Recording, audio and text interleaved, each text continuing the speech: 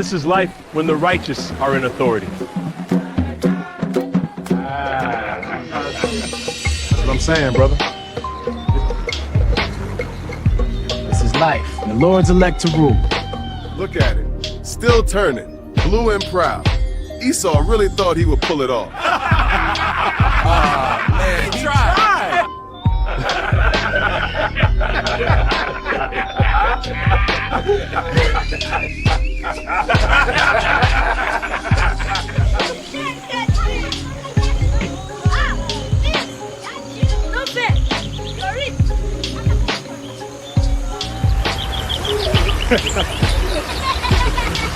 We can finally enjoy our offspring.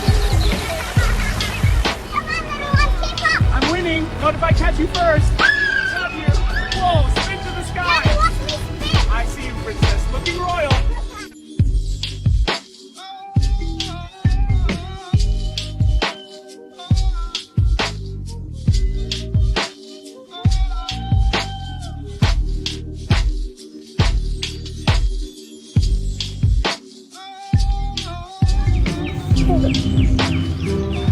Let me tell you a little story about our deliverance from Babylon. I could linger here forever. The world feels lighter when the river sings.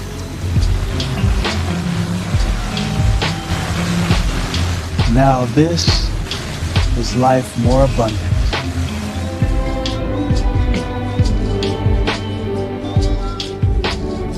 We can finally rest.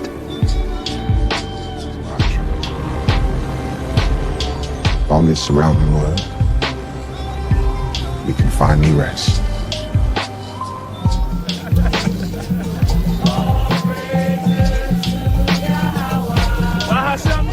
Smells good over here, brother. You know it, just wait till you taste it. All praises to Yahweh, Bahashem, Yahweh Shah. Yes, sir.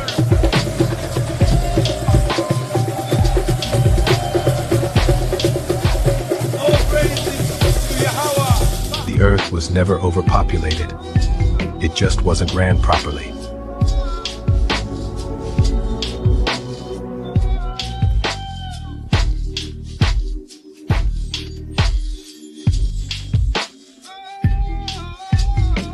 To good friends and new chapters, and to the courage it took to get here. May we never forget it. Cheers. Cheers. Cheers.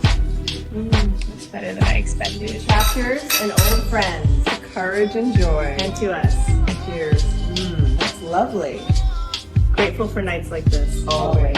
And that, knowing the time, that now it is high time to awake out of sleep. For now is our salvation nearer than when we believed.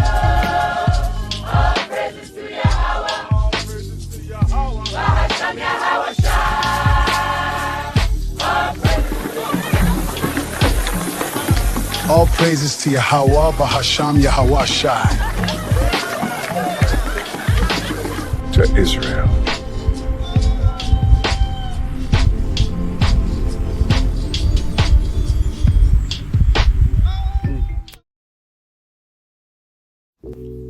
All right, shalom, shalom. First and foremost, I want to give all honor, praise, and glory to Yahweh, by Hashem, Yahweh Shai, by Hashem, Rakakwadash. Double honor to the apostles, the elders, the GMs who rule well and teach well. And peace, love, and salutations to the men, women, and children out there keeping this word sincere, teaching the truth. And today I'm going to continue in Job chapter 3. And I did 1 and 2. Just a quick little summary, Satan was allowed to tempt Job. And he was allowed to take everything from him. His riches, his wealth, and like his lineage, his children. And in chapter 2, Satan was allowed to affect his health. He just couldn't kill him. The same thing in chapter 1, he just couldn't kill him. But Satan was like, you give a man to give anything to save his own life. So he was allowed to put those, he chose boils, so he was allowed to affect his health. He put boils on him. He just couldn't kill him. And Job's wife, she told him to just curse the Most High so you can die. But Job, he kind of let her know, man, nah, this ain't that. This ain't a part of the program. He give it and he take it away. And he, like you said, he's seeing that. Because like I said, you got to realize that Job going through it. His wife going through it too. She lost. He went broke. She went broke. He lost his children. She lost her children too. He lost his servant. She lost her servant. But now at the end of chapter 2, Job's friends, they done got word. They done pulled up on him. They sitting there chilling with him. Not saying a word. They sat with him 7 days. And here it is, chapter 3, Job chapter 3 and verse 1. After this, opened Job his mouth and cursed his day. And I'm going to read in the NLT. At last Job spoke, and he cursed the day of his birth. He said, let the day of my birth be erased, and the night I was conceived. Let that day be turned to darkness. Let it be lost even to Yahweh Shem Yahushai on high, and let no light shine on it. Job cursing his birthday. He cursing the day he was born.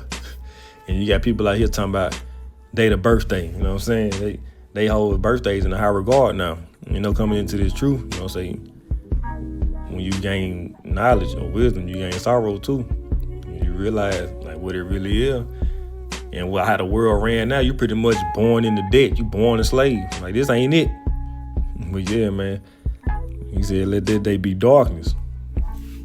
Verse 5. Let the darkness and utter gloom claim that day for its own. Let a black cloud overshadow it, and let the darkness terrify it. Let that night be blotted off the calendar, so he wishing he was never born. Never again to be counted among the days of the year. Never again to appear among the months. Let that night be childless. Let it have no joy. Let those who are experts at cursing, whose cursing could rouse Leviathan, curse that day. Let its morning stars remain dark. Let it hope for light, but in vain. May it never see the morning light. Verse 10. Curse that day for failing to shut my mother's womb, for letting me be born to see all this trouble. So like I said, he wishing he was never born. He said if he wasn't born, he wouldn't be going through all this.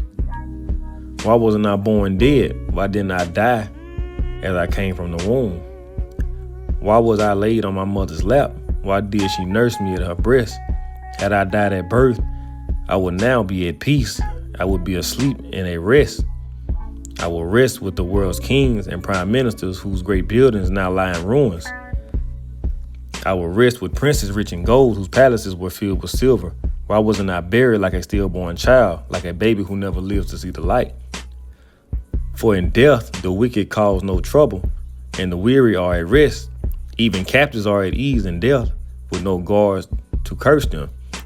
And it's like going into in 2 Corinthians, like when Paul saw the third heaven. They knew even back then that in death you get peace. You ain't worried about nothing in the spirit world. I'm in Job 3:18. I go get it. I think it's 2 Corinthians 12.